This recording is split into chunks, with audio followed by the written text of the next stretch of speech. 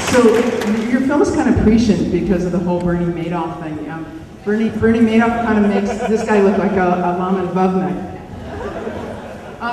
I'm going to ask a question or two, and then I'm going to open it up to the crowd, so there should be volunteers with mics out there. I wanted to ask you if you could talk a little bit about the script development and how the idea came to you. Is there someone who you're close to who has Asperger's and sort of?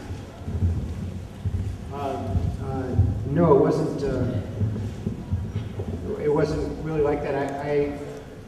Because I live in Los Angeles now, I was in my car listening to NPR, and there was a thanks, Dad.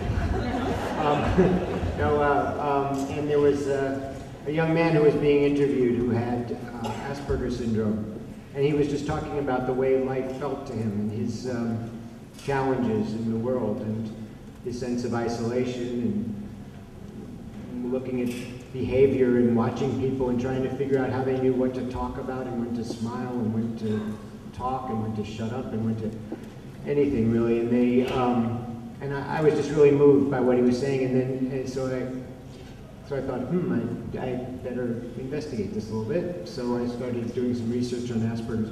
And then actually when I did research, I realized, because a long time ago, I worked at a camp for what were then called emotionally disturbed kids, and I realized that a number of them would have been diagnosed with Asperger's at the time if that diagnosis had existed. And then there was a friend of mine who has an adult child who I subsequently realized was diagnosed with Asperger's. But it was primarily, the more I learned about Asperger's, the better metaphor it felt like to me for relationships in general, and certainly some of my relationships. So it was more what that was about. So this film falls under the category of films that my colleagues and I call "It's Jewish because I said so." But I want to ask you, do you identify as a Jewish filmmaker, or was it important to you that the family be Jewish?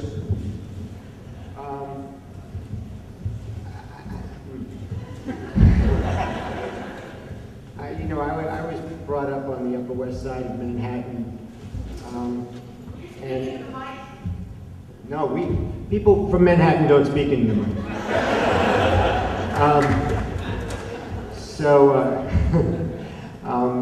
So I was brought up on the Upper West Side of Manhattan and was kind of what they used to call red diaper baby. So we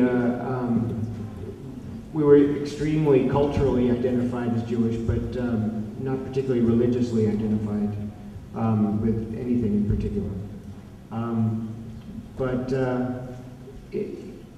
It was important in the sense that the more it was based sort of loosely on some families that I knew, and also that I think that the more specific you can be about characters, hopefully the more universal story you can tell.